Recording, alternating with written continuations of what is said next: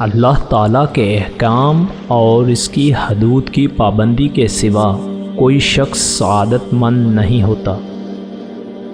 جو شخص اللہ تعالیٰ کے احکام نہیں سمجھتا وہ کسی نصیحت سے فائدہ نہیں اٹھاتا۔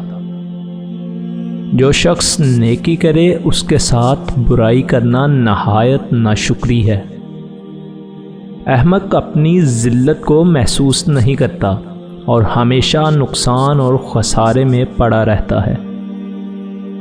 احمق سے کنارہ کر کے رہ، کیونکہ اس کی ظاہری دوستی تکلیف دیتی، اس کی قربت ہلاک کرتی، اس کی مخالفت ایذا پہنچاتی اور دوستی ووال جان ہوتی ہے۔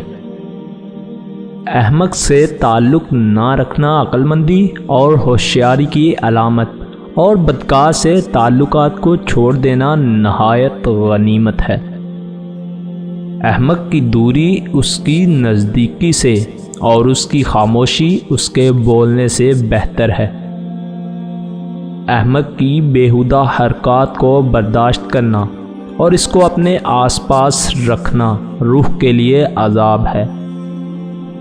اگر کہیں احمق یا بدکار کے ساتھ معاملہ پڑ جائے تو چوکنا اور ہوشیار رہ۔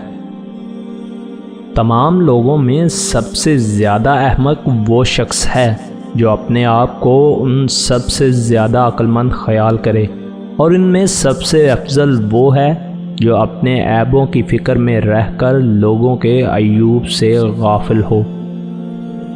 سب سے زیادہ احمق وہ شخص ہے جو دوسرے کی بری صفات کو تو برا سمجھے اور خود ان پر جمع ہوا ہو۔ جو شخص کسی برے پہلو کو اختیار کرتا ہے اسے اس کے آثار ہی برے نظر آتے ہیں۔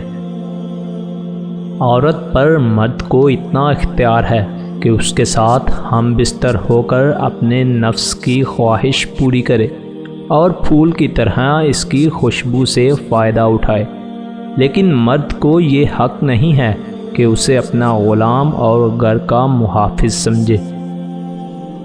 جو اخراجات ضرورت سے زائد ہوں وہ اسراف، اور جن میں حرص نفس شامل ہو وہ درجہ قناعت ہے۔